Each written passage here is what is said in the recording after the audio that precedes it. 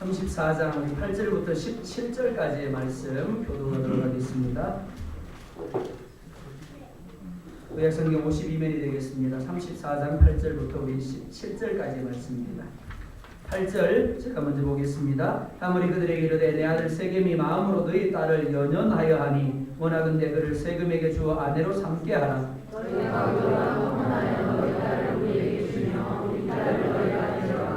너희가 우리와 함께 거주하되 땅이 너희 앞에 있으니 여기 머물러 매매하며 여기서 기업을 얻으라 하고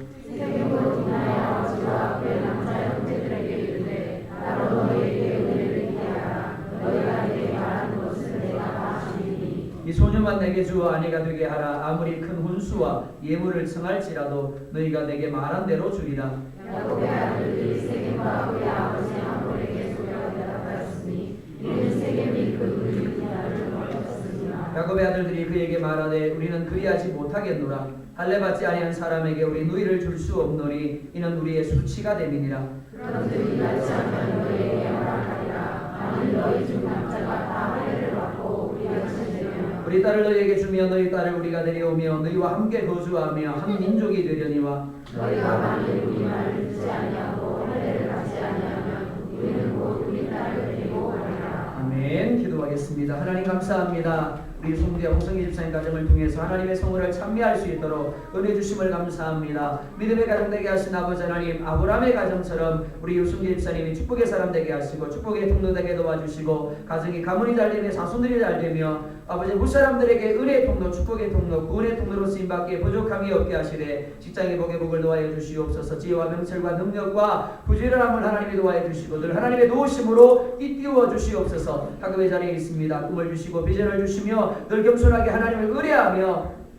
그 가운데 인도에 가신 하나님과 동행할 수 있도록, 그래서 열방 가운데 귀한 인재로 쓰임받는 아들들 될 수 있도록 주님 역사하셔서 늘 감사와 찬양의 제목이 끊이지 않는 가정만 되게 하여 주시옵소서. 우리 홍순조 집사님, 양순정 목사님을 주 이름으로 축복합니다. 열방 가운데 있습니다. 하나님의 사는 날 동안은 늘 하나님께서 정신을 맑게 하여 주시옵시고 눈이 여리지 않게 도와주시며 강건하게 도와주시옵시고 무엇보다 아버지 하나님 하나님을 의식하며 하나님과 동행하며 하나님 때문에 기뻐하고 즐거워하는 하나님 그 삶이 되게 하여 주시되 늘 기도의 무릎을 가지고 자녀들을 위해 기도할 때 그 기도를 하나님께서 들으시고 응답하여 주시기를 원합니다. 우리 아드님 가정을 축복합니다. 우리 따님들의 가정을 축복합니다. 우리 권사님, 집사님이 기도하는 대로 그들 가운데 임하여 주셔서 영혼의 잘림의 범사가 형통하며 영육이 강건함으로 부모된 이가 아버지 하나님이여 그 모든 가정들을 바라보면서 그 하나님 앞에 감사할 이유가 넘쳐나게 하여 주시옵소서. 하나님 우리 세원자매를 하나님이 축복하여 주시며 떠나본 코디로서 이제 벌위에서 한 달을 남겨두게 하신 아버지 하나님 남은 인기도 우리 가운데 마치게 하시며 그 걸음을 인도하시사 그 앞길에 시온의 대로를 열어주시고 아버지 하나님 하나님의 움직이심에 민감하게 반응하며 하나님의 이끌림을 또한 받을 수 있도록 역사하여 주시옵소서. 우리 장두진 김경임의 부부를 주 이름으로 축복합니다. 믿음의 자매를 하나님이여 며느리를 얻게 하신 아버지 하나님 이제 또 아버지 믿음의 자리 있게 도와주시고 하나님의 교회를 섬기며 이 땅 한인들을 향하여 복음의 통로 되어지게 부족함이 없게 하시되 주는 이 가정을 하나님의 축복하시사 자녀의 복을 주시고 물건의 복을 주시옵시고 보보다 하나님이 늘 함께 하셔서 정말 하늘문을 여시고 부어주시는 아버지 하나님 복을 무사람들이 목도할 수 있게 하여 주시옵소서. 우리 아버지 하나님의 귀한 딸을 또한 축복합니다. 하나님께서 방학을 받게 하시고 또 아버지 이곳을 방문하게 하신 아버지 하나님 학업 중에 있사오니 늘 하나님께서 지혜와 명철과 지식으로 띠떼워 주시고 늘 하나님으로 말미암아 정말 아버지 다니엘처럼 요셉처럼 하나님이 열방 가운데 쓰실 인재로 세워져 갈 수 있도록 축복하여 주시옵소서. 하나님의 시간 주의 말씀을 선포합니다. 우리 가운데 들을 길을 주시고 깨달을 수 있는 마음을 주시고 볼 수 있는 눈을 주셔서 말씀에 아멘함에 받게 도와주시고 30배, 60배, 100배의 결실을 맺게 하여 주시옵소서.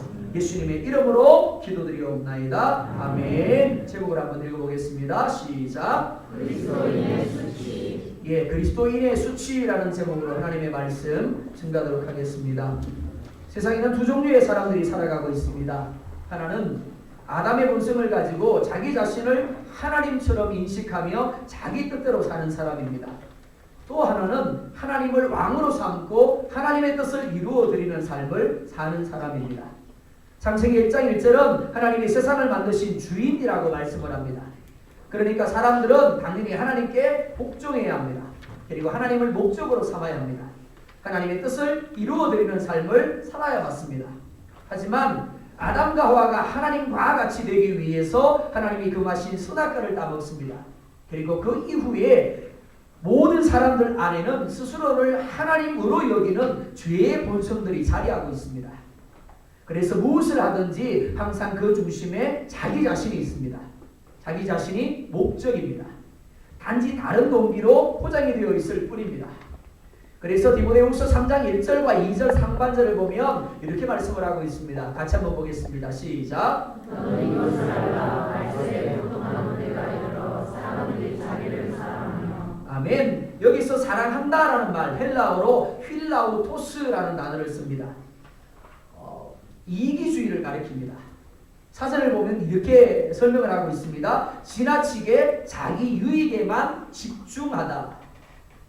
마지막 때가 되면 점점 더 하나님의 은혜가 떨어지고 죄악의 본성이 사람을 지배하게 될 것이라고 말씀을 합니다. 왜냐하면 그래야만 하나님이 세상을 심판하실 수가 있고 새로운 땅과 새로운 하늘을 지으실 수 있기 때문입니다. 마지막 때만 아니라 이 시대를 살아가는 우리 안에도 여전히 동일한 이기주의가 자리하고 있습니다.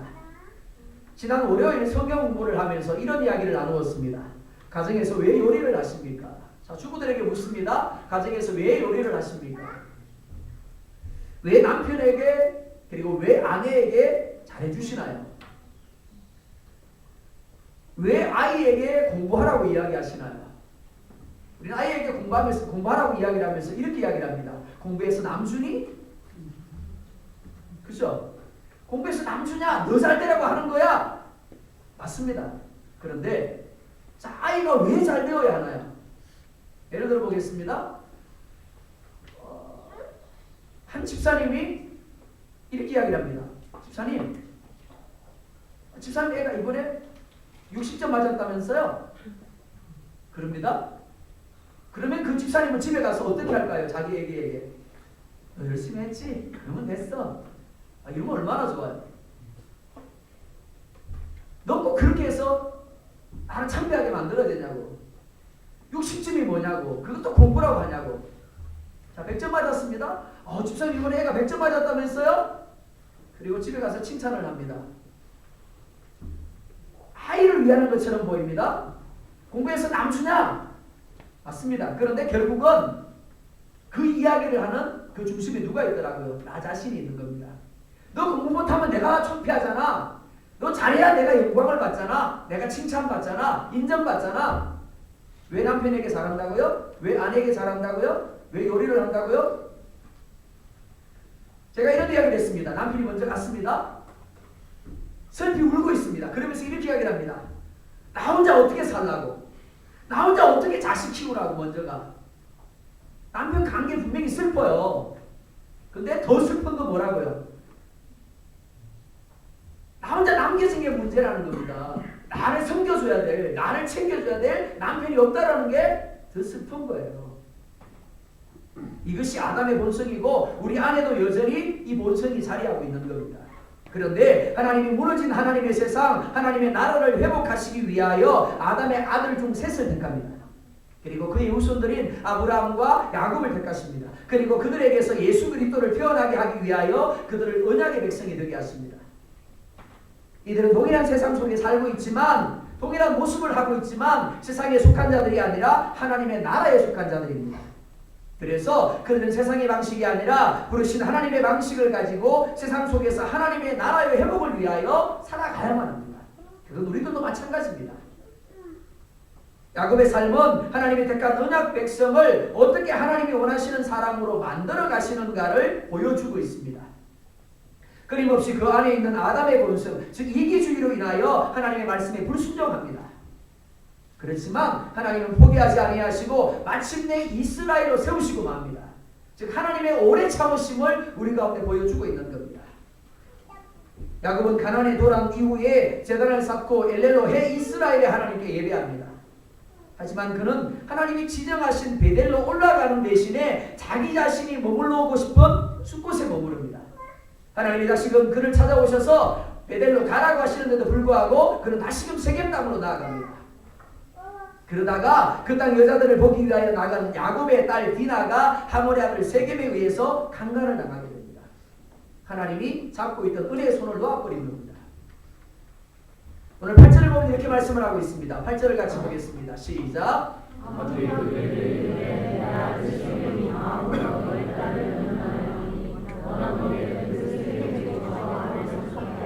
아멘. 가끔 10대 청소년들이 같은 반 친구들을 괴롭히고 왕따시킨 일이 문제가 되어서 매스컴에 보도될 때가 있습니다.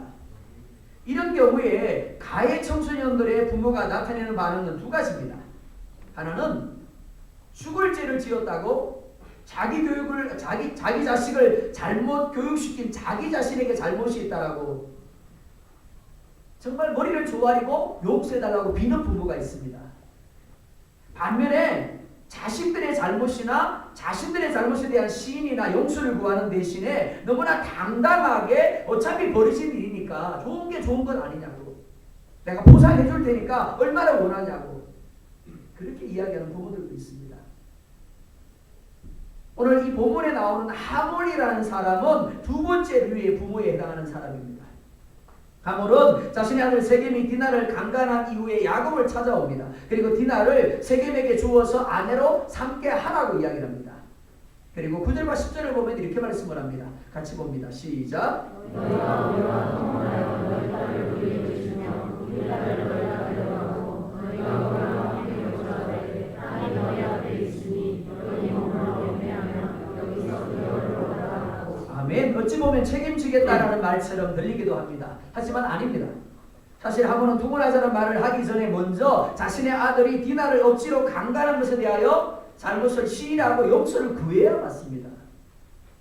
그런데 어디에도 하몰도 그리고 세겜도 자신이 한 일이 잘못되었다고 인정하는 장면이 없습니다. 용서를 구하는 장면이 없습니다. 이들이 통혼하자고 하는 이유가 무엇입니까? 남의 집 귀한 딸을 강간했으니까 내가 책임지겠다, 그러니까 통혼하자, 그게 아닙니다. 8절에 보면 이렇게 말씀을 합니다. 내 아들 세겜이 마음으로 너희 딸을 연연하여 하니, 연연하다라는 말, 파사크라는 단어를 씁니다. 그 의미가 뭐가면 첫 번째 사랑하다라는 말입니다. 참 좋은 의미죠. 근데 두 번째가 뭐가면 집착하다라는 의미입니다. 그러니까 파사크라는 단어가 무엇이가면 사랑이라는 감정 때문에 집착하게 되었다라는 의미입니다. 이게 연연하다예요. 그런데 결혼이라는 것이 어떻게 한 사람의 일방적인 연연함으로 가능합니까? 쌍방이 서로에 대해 사랑의 감정을 가져야 하고 서로에 대하여 오케이 할 때 비로소 결혼이 가능한 겁니다. 하몰의 아들 세겜이 무슨 이유 때문에 디나를 마음에 들어 했는지는 모르겠습니다. 그리고 또 연연해 했는지는 오늘 성경이 밝히고 있지 않습니다. 그가 예뻤더라, 그럴 수도 있죠. 혹은 자기 세겜성에 살고 있는 여인들과 다른 소박함 때문에 그를 했는지도 모르겠습니다. 하지만 그는 연연함으로 인하여 디나의 의사나 감정은 무시한 채 억지로 강간을 해버립니다. 그리고 결혼하자고 합니다. 디나의 생각이나 감정이 어떠한지는 관심조차 없습니다. 단지 내가 너를 연연하니까 너는 나와 결혼해야 된다, 그렇게 말하고 있는 겁니다. 일방적으로 강간하고 일방적으로 결혼을 요구하고 있는 겁니다. 마치 이 시대에 마음에 들어하는 연예인을 스토킹하거나 혹은 자신이 마음에 들어하는 여자를 스토킹하는 것과 똑같은 거예요. 우리가 잘 알고 있는 고린도전서 13장 4절과 5절을 보면 사랑이 무엇인가를 이렇게 말하고 있습니다. 같이 보겠습니다. 시작.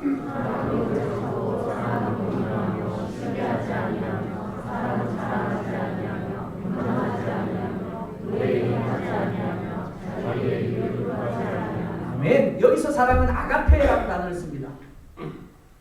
자기 사랑의 의미를 가진, 즉 이기주의라는 의미를 가진 필라우토스와 반대되는 개념입니다. 필라우토스가 자기 사랑, 즉 이기주의라고 한다면 아게페 사랑은 다른 사람에 대한 사랑입니다. 그래서 이렇게 말합니다. 오래 참고 온유하며 시기하지 않으며 무리에 행하지 아니하며 자기 유익을 구하지 아니하며. 그러니까 오늘 세겜이 가지고 있는 사랑이 아닌 거예요. 아가페가 아닙니다. 이기주의입니다. 자기 욕심인 거예요. 세겜은 디나를 사랑한다라고 말합니다. 하지만 그가 디나에게 가지고 있는 감정은 아가페가 아니라 파샤크, 즉 자기 사랑 이기주의입니다. 자기 욕심입니다. 그래서 디나의 뜻과는 상관없이 우리 강건하고 자기 유익을 구한 겁니다.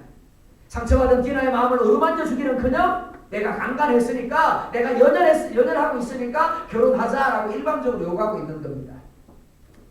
11절과 12절을 보면 또 이렇게 말씀을 합니다. 같이 보겠습니다. 시작. 세겜도 디나의 아버지와 그의 남자 형제들에게 이르되 나로 너희에게 은혜를 입게 하라. 너희가 내게 하는 것은 내가 다 주니 이 소정한 내게 주와 아내가 되게 하라. 아무리 큰 홍수와 이를 청하시라도 너희가 내게 하는 것이라. 아멘. 세겜은 디나만 자기 아내로 얻을 수 있다라면 어떤 대가라도 기꺼이 지불하겠다라고 말합니다.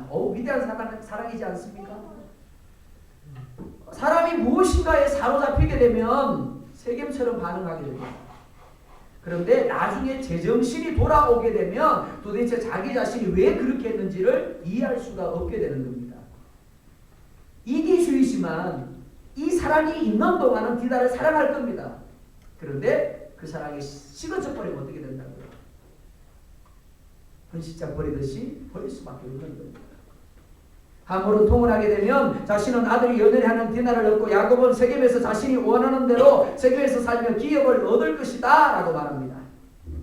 그리고 세겜은 무엇이든지 요구하는 대로 다 주겠다라고 말합니다. 인간적으로 보면 결코 거절할 이유가 없습니다. 어차피 야곱이 세겜에서 살 계획을 가지고 있다면 이보다 더 좋은 기회가 없습니다. 그런데 문제가 무엇입니까? 야곱의 가문은 하나님이 세상 속에서 불러내셔서 구별한 가문이라는 겁니다. 세상의 성공이나 그 무엇을 얻기 위한 삶이 아니라 하나님의 말씀, 하나님의 계획을 성취하기 위한 삶을 살아야 할 존재라는 겁니다. 무엇보다 하나님이 지정하신 배들로 올라가야 할 사람입니다. 이는 우리도 마찬가지입니다. 우리는 영원히 이곳에서 눌러 살 수 없습니다. 언젠간 하나님이 준비해 놓으신 새 하늘과 새 땅에 들어가야만 하는 존재입니다. 하물이 이렇게 말한 이유가 무엇입니까? 하물의 눈에는 야곱이 자신들과 같은 종류의 사람으로 보였기 때문입니다.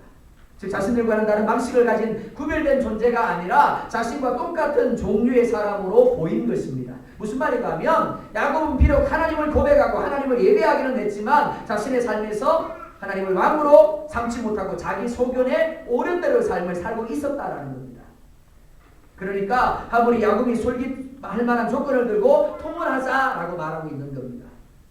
21절을 보면 이렇게 말씀을 하고 있습니다. 같이 보겠습니다. 시작. 이 사람들은 우리가 신속하고 이 땅은 넓어 그들을 용납하여 하나니 그들이 여기서 거주하여 매매하게 하고 우리가 그들의 딸들을 아내로 데려오고 그들의 딸들로 그들에게 주자. 아멘. 우리와 신목하고 라고 말씀을 합니다. 신목하다라는 말 화평하다라는 의미입니다.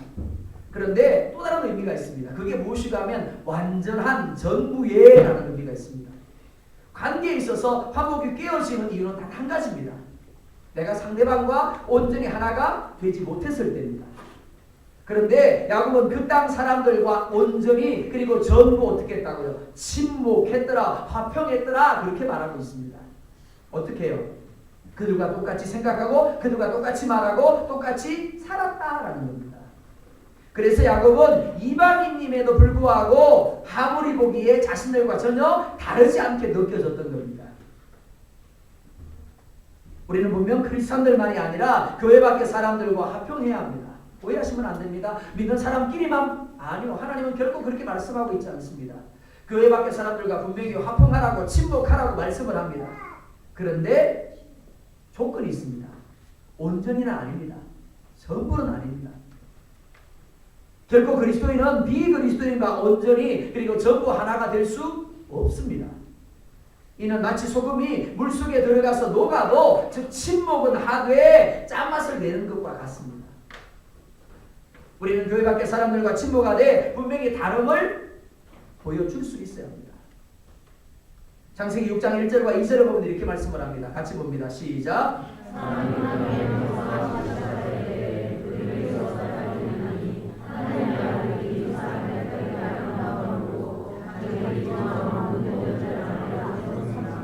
아멘. 이렇게 이야기할 수 있습니다. 사람이 땅 위에 번성하기 시작할 때 그들에게서 딸들이 나니 그리스도인들이 불신자의 딸들의 아름다움을 보고 자기를 좋아하는 이렇게 해석할 수 있습니다. 그리고 이어지는 6절과 7절을 보면 이렇게 말씀을 합니다. 또 같이 봅니다. 시작. 너희의 사람 지으셨으면 받아서 마음에 근심하시고 이르시되 내가 창조한 사람을 내가 지면에서 쓸어버리되. 네, 거기까지 보겠습니다. 하나님 어떻게 하셨다고요? 땅에 사람 지으셨음을 한탄하사 마음에 근심하셨더라. 성경에서 하나님이 후회하는 장면이 여기 나오고 있습니다. 내가 사람을 왜 만들었지? 하나님이 사람 지으셨음을 후회하셨더라. 왜요? 그 시대 사람들에게 실망했기 때문에요? 아닙니다. 하나님이 실망한 대상은 셋의 후손들입니다. 오늘날로 말하면 그리스도인들이에요. 하나님은 세상 속에서 셋의 후손들을 불러내셔서 거룩하게 구별하셨지만 셋의 후손들은 자기 눈에 보기에 좋은 대로 여인을 취하여 아내를 삼아 통혼했더라. 그렇게 말씀하고 있는 겁니다. 그래서 하나님이 그들을 멸하시기로 작정하셨다라고 말씀하고 있습니다. 자, 레위기 19장 19절도 보겠습니다. 시작. 너희는 내 규례를 지킬지어다. 내 약속을 나눠주며 금지시키지 말며 내 말에 두 공자를 섞어 버리지 말며 두 재료로 주저한 것을 잊지 말지며. 아멘. 하나님은 당신이 구별하신 것을 결코 섞거나 혼합하지 말라라고 말씀을 합니다. 즉 영적인 순수성을 지켜야 한다라는 겁니다. 비록 우리가 세상 속에 들어가서 불신자 더불어 침묵하지만 그러나 온전히는 전부는 아니어야 한다라는 겁니다. 근데 야곱은 어땠다고요? 온전히 하나가 되었다라는 겁니다. 전부가 하나 되었다라는 겁니다. 그러니까 하물이 결코 주저하지 아니하고 너나 나나 똑같으니까 우리 통원하자. 이 땅에서 마음껏 먹고 마시고 즐기자. 그렇게 이야기를 하고 있는 겁니다. 사도 바울이 고린도 후서 6장에서 이렇게 말합니다. 의와 불법이 어찌 함께하며 빛과 어둠이 어찌 사귀며 믿는 자와 믿지 않는 자가 어찌 상관하며 하나님의 성전과 우상이 어찌 일치하려. 세상은 시대를 초월하여 구별된 약속의 자손들을 향하여 통혼의 손을 내밉니다. 그리스도인들도 천국에 갈 때까지는 이 세상에서 살아야 하기 때문에 달콤한 유혹입니다. 그리고 성경에서도 그렇고 교회사에서도 그렇고 수많은 사람들이 세상에 내미는 통혼의 손을 거절하지 못하고 타협하며 자리에 나간 것이 사실입니다. 그럼에도 불구하고 끝까지 영적 순수성을 지키며 자신의 목숨까지도 아끼지 않은 믿음의 선배들도 있었습니다. 오늘도 많은 이들이 현실적인 필요와 유익 때문에 세상에 내미는 손을 거절치 못하고 통혼하는 자리에 있습니다. 이는 주님의 재림이 가까울수록 더욱 심해질 것입니다. 그래서 말세의 징조를 돈을 사랑함과 배도라고 말씀을 합니다. 진리에서 떠난 것이다라고 말씀을 합니다. 소금은 섞이되 섞이지 않습니다. 즉 섞여서 녹아지지만 자신이 가진 짠맛으로 인하여 오히려 개체를 변화시킵니다. 마태복음 5장은 그리스도인을 소금이라고 말씀을 합니다. 소금은 자신의 필요 때문에 타협하거나 다른 것을 취하지 않습니다.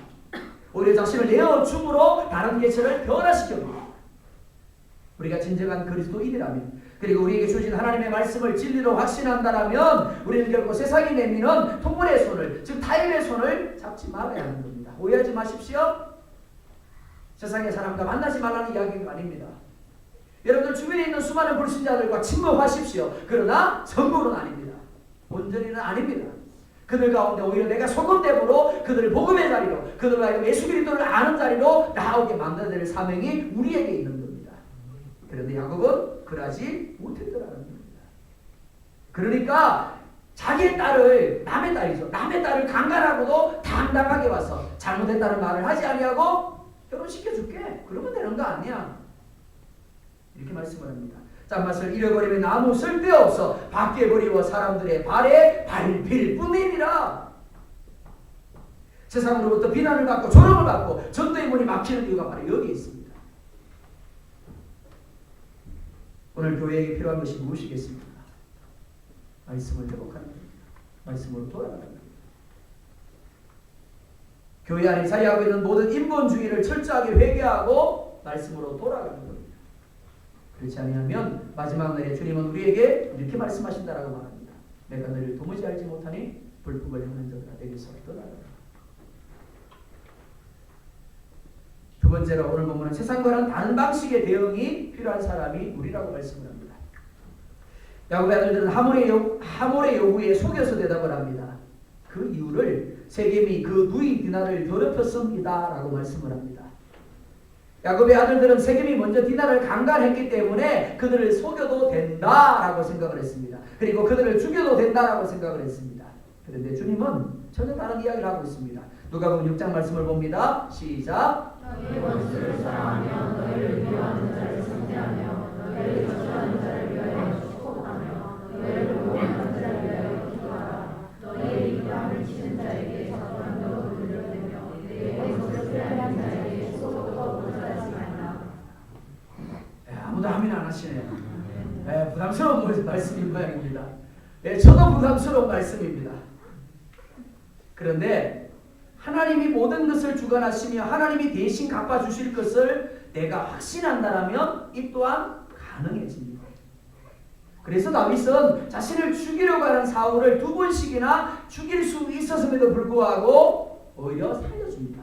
그 이유를 사무엘상 24장 12절에서 이렇게 말씀을 합니다. 같이 봅니다. 시작. 여호와께서 나와 왕 사이를 판단하사 여호와께서 나를 위하여 왕에게 보호하시려니와 왕의 손으로 왕을 하지 않으리까. 뭐라고 이야기합니까? 이렇게 말합니다. 여호와께서 나를 위하여 왕에게 보복하실 겁니다. 그래서 나는 나의 손으로 왕을 해하지 않겠습니다. 만약에 다윗이 사울을 죽이면 어떻게 됩니까? 기름 부음 받은 자를 해한 것이 되니까 범죄하는 거예요. 인간적으로 보면 정당합니다. 자기를 이유 없이 죽이려고 하는 사람이기 때문에 그 사람을 향하여 내가 칼을 휘두른다고 해서 다윗 너 잘못했어 그런 사람이 없습니다. 하지만 다윗은 그렇게 하지 않았다는 겁니다. 하나님께 바뀌었습니다. 자기 손으로 사울을 해하려고 하지 않았습니다. 그 결과가 무엇입니까? 사울은 블레셋과의 전쟁에서 비참하게 죽음을 맞이하게 됩니다. 우리는 우리가 가진 그리스도인이라는 이런만큼 상황과 환경을 대한 의식과 방식이 달라야 합니다. 그리고 이를 통하여 하나님이 이루시고자 하는 회복의 모습이 어떤 것인가를 세상에 나타내 보여줄 수 있어야 합니다. 야곱의 아들들은 하몰의 요구대로 디나와 세겜을 혼인시키겠다라고 말합니다. 그런데 조건을 내겁니다. 그것은 할례받지 아니한 사람에게는 누이를 줄 수 없다라는 겁니다. 그리고 그렇게 하는 것은 우리의 수치가 됨이니라 라고 말씀을 말합니다. 그래서 너희 중 남자가 다 할례를 받고 우리같이 되면 한 민족이 될 것이다 라고 말합니다. 자, 이들의 문제가 무엇입니까? 이들은 할례를 받지 아니한 사람에게 누이를 시집 보내는 것이 수치가 된다라고 합니다. 그런데 이들은 이미 수치되는 자리에 머물고 있었습니다. 베델로 올라가야 이들이 현실적인 필요 때문에 세겜성에 머물렀습니다. 무엇보다 세겜성의 사람들과 전혀 다르지 않은 삶을 살고 있었습니다. 그러니까 마땅히 드러내야 될 하나님의 이름도 그리스도인이라는 존재도 드러내지 못하고 있었습니다. 소금이 짠맛을 내지 못하는 만큼 큰 수치가 어디 있습니까? 하지만 우리는 야곱처럼 세상 사람들 속에서 다름을 나타내지 못하면서도 전혀 수치를 느끼지 않습니다. 뿐만 아니라 자신들의 목소리를 위하여 하나님이 주신 언약의 표시인 할례를 도구로 사용하고 있습니다. 즉 세겜성의 남자들이 할례를 받고 움직이지 못하게 되면 그때 가서 몰살시킬 계획을 가지고 있는 겁니다. 또한 이들은 이를 통하여 한 민족이 될 것이다 라고 말합니다. 이런 세겜성 사람들을 이스라엘로 받아들이겠다라는 것이 아닙니다. 자신들이 세겜성 사람이 되겠다라는 겁니다. 따라서 이들은 단지 잘못된 목적을 위하여 스스로 하나님의 언약을 포기하겠다고 선언하고 있는 겁니다. 좀 누구보다 하나님을 잘 섬기고 하나님의 말씀을 잘 지키는 것처럼 내세우지만 실상은 스스로 하나님이 되어 말씀을 자신의 욕심을 위한 수단으로 전락시키고 있는 겁니다. 마지막 날에 여러분이 가진 믿음이 참 믿음임을 증거할 것이 무엇입니까? 여러분들이 예배하고 있는 것? 야곱도 예배했습니다. 엘레로 해 이스라엘이라 부르며 하나님이 나의 능력입니다 라고 부르며 하나님 앞에 예배했습니다. 고백입니까? 야곱도 하나님을 전능한 하나님으로 고백했습니다. 내가 기도할 때 능력이 나타나고 귀신이 떠나가는 것입니까? 예수님은 이렇게 말합니다. 너희가 내 이름으로 귀신을 쫓아내고 권능을 행하며 선지자 이름으로 행했을지라도 불법을 행하는 자들아 내게서 떠나가라 하리라. 말씀을 아는 것입니까? 야곱과 그의 아들들도 말씀을 너무나 잘 알고 있었습니다. 그러나 그들은 스스로 말씀을 버렸고 수치됨을 취하였습니다.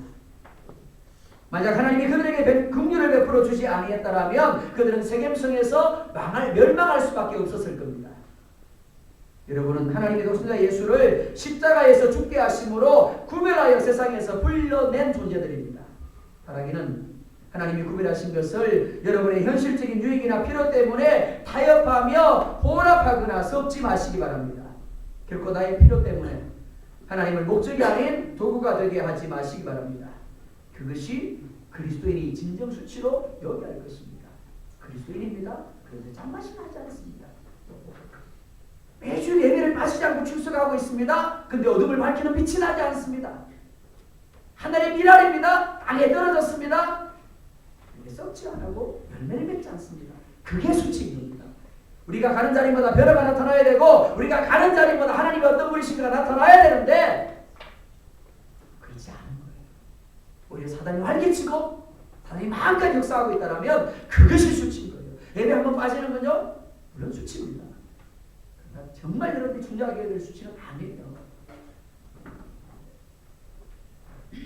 여러분이 얻어야 할 땅은 이 땅이 아닙니다. 예수님의 재림과 함께 주어질 새 하늘과 새 땅입니다. 바로 그 새 하늘과 새 땅을 향하여 우리는 지금 달려가고 있는 겁니다. 이런 삶을 사는 이들에게 하나님은 이 모든 것을 그에게 도와시리라 라고 말씀을 하고 있습니다.